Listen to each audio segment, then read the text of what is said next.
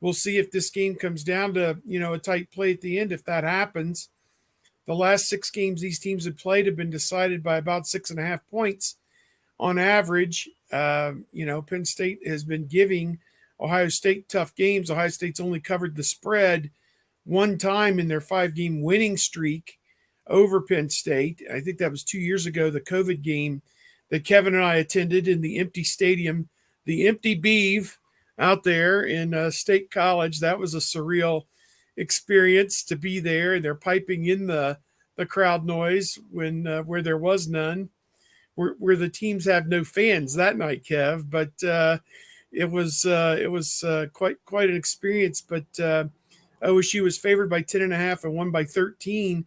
Otherwise, Penn State has played them right down to the nub the other 4 games in this 5-game winning streak. So if you go out there, particularly thinking, oh, this is going to be another one of those pitch and catch CJ Stroud 5-touchdown, 300-yard games, I'm not sure that's the case. The strength of their defense is their secondary with Joey Porter and some other guys. And so Ohio State's going to have to go out there and move it station to station, play great defense, and earn it, is my feeling.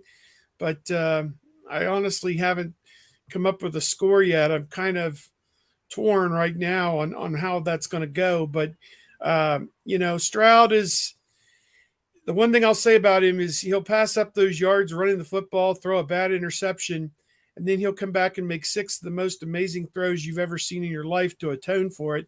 And that's what he did when he led those 4 touchdown drives late.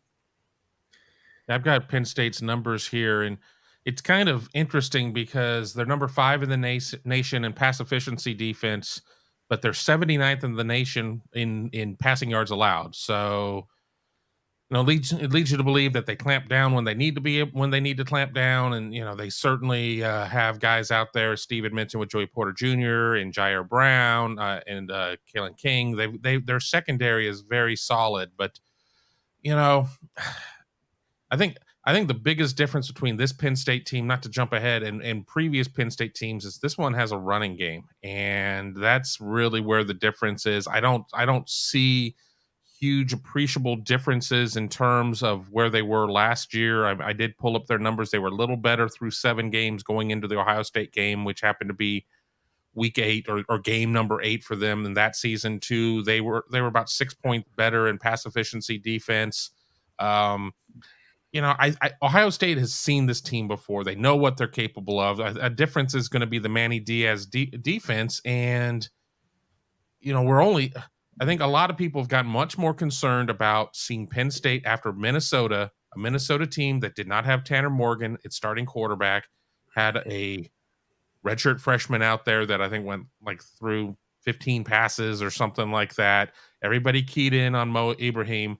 And honestly, it was a 3-3 game after the first quarter. It was still a competitive-ish game going into halftime. And then much like Ohio State, Iowa, the dam broke at halftime, and then Penn State was able to just kind of score at will down the line. So, I don't think that this Penn State defense is as good as the one that we saw against Minnesota, and it's not as bad as the one that we saw against Michigan.